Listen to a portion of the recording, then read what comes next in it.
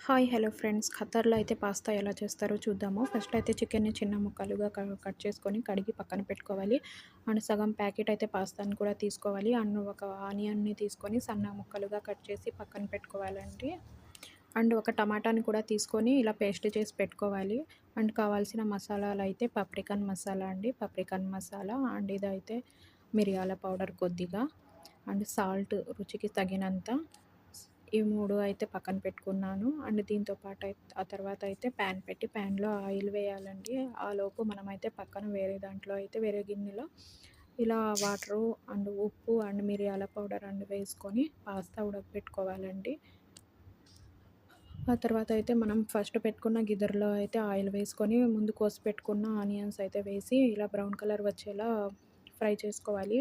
Onion fry అయ్యాక అందులో ముందు కోసి పెట్టుకున్న చికెన్ అయితే అందులో వేసి ఒక 5 మినిట్స్ ఇలా మూత పెట్టుకోవాలండి. పక్కనైతే మనం పాస్తా అయితే ఈ నీళ్ళల్లో వేసి ఉడకబెట్టుకుంటున్నాము. ఇవైతే ఎక్కువ ఉడకకూడదు. ఒక 50% ఉడికితే చాలు. అండ్ చికెన్ అయితే ఫ్రై అయింది కొద్దిగా. అందులోనే మనమైతే ఒక సగం సాల్సా వేసుకోవాలి. అండ్ ఒక మ్యాగీ వేసుకోవాలండి. ఆ 2 వేసి మిక్స్ చేసుకోవాలి ఇలా. అండ్ అయితే మనం ముందుగా తీసి పెట్టుకున్నాం కదా మసాలాలు, అవన్నీ మళ్ళీ అందులో వేయాలి. అందులో వేసి బాగా ఇలా మిక్స్ చేయాలి. అండ్ మిక్స్ చేసి ఆ తర్వాత అయితే ఇక్కడ వీటినైతే జాతర్ అంటారండి. వీటి నేమ్స్ అయితే జాతర్ అంటారు అరబ్బీలో. ఇవి కూడా కొద్ది కొద్దిగా అందులో వేయాలి.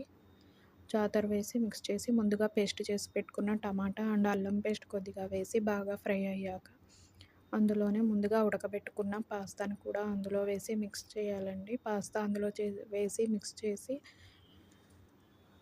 ఇలా బాగా పాస్తా మిక్స్ చేసి అందులోనే మనం క్రీమా అంటారండి. దీన్నైతే క్రీమా అంటారు. మేమైతే క్రీమ్ పాలు అంటాము మేము గుర్తుపెట్టుకోవడానికి. ఇదైతే దీని పేరైతే క్రీమా. ఈ క్రీమా పాలుని కూడా దాంట్లో వేసి 2 మినిట్స్ ఉడికాక మొజరెల్లా చీజ్ వేసి మిక్స్ చేసుకుంటే రెడీ.